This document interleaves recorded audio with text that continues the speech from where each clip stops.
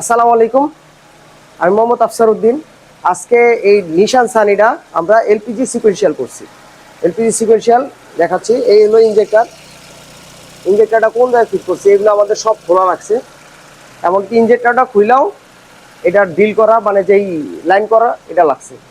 এখন এই গাড়িগুলো ট্রেডিশনালি বেশিরভাগ করতে চায়, আর বেশিরভাগ মিস্ত্রিরা বলে যে ভাই আপনি ট্রেডিশনাল করে নেবেন। কারণ আছে, এটা কারণ হচ্ছে এটা করা অনেকটা মানে একটু সময় সাপেক্ষ ব্যাপার, মানে সময়টা একবার ডাবলের মতো সময় লেগে যায়। আর হচ্ছে আপনাদের আজকে নতুন ট্রিক্স শিখাবো যে এলপিজি সিকোয়েন্সিয়ালে আমরা দেখি যে ওই যে সুইচে আমরা চাপ দিয়ে ধরে ডাইরেক্ট করি, যেমন তেলে হয়ে প্রত্যেকবার গ্যাসে যায়, তেলে হয়ে গ্যাসে যায়। এখন এখানে আমরা একটা অপশন অন করে দিছি, যখন ইঞ্জিনটা গরম থাকবে তখন ডাইরেক্ট আপনার এলপিজিতে স্টার্ট হবে। তারপরও এখন ঠান্ডা অবস্থায় আপনার গাড়িতে তেল নাই, তখন কীভাবে স্টার্ট দিবেন? কারণ কন্ট্রোলারে কিন্তু 120°C ছাড়া স্টার্ট হবে না।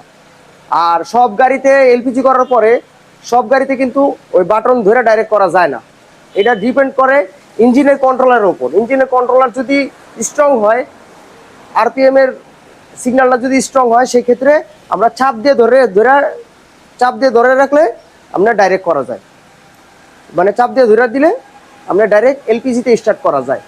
কিন্তু এখন এই গাড়িটা হচ্ছে কি, এখন তো বুঝে নিত তেলের সমস্যা, তেলে স্টার্ট দিতে পারি না। তেলে এই গাড়িটা আবার আপনার তেলে হয়ে গ্যাসে যাবো, মানে ডাইরেক্ট করার অপশন নাই বা ডাইরেক্ট হচ্ছে না, ঠিক আছে? কারণ এটার কন্ট্রোলারটা অত, আরপিএম সিগন্যালটা অত স্ট্রং না। এদিকে আসেন, দেখেন এই যে আমাদের reducer temperature from change over, মানে চেঞ্জ হবে অকটেনের থেকে এলপিতে যাবে, চেঞ্জ ওভার 20°C দেওয়া আছে। তা 20°C আমরা তো এখন গাড়ি তো ঠান্ডা, তখন আমরা কি করলাম, 20°C এই যে এই কেটলিতে পানি গরম করে এই গরম পানিটা আমরা এই এই যে টেম্পারেচার সেন্সর বরাবর দিয়ে দিতে হবে। এই যে সেন্সরটা, এই সেন্সরটাই সিগন্যাল পাঠাইবো যে কত ডিগ্রি সেলসিয়াস আছে। তখন এই যে আমরা গরম পানি এভাবে ইউজ করে দিলাম, ঠিক আছে? এতে কোনো সমস্যা নেই, যেহেতু কিটটা ঠান্ডা থাকে। এলপিজি প্রচণ্ড ঠান্ডা, জমে যাতে না যায় এই কারণে গরম পানিটা দিয়ে দিলাম।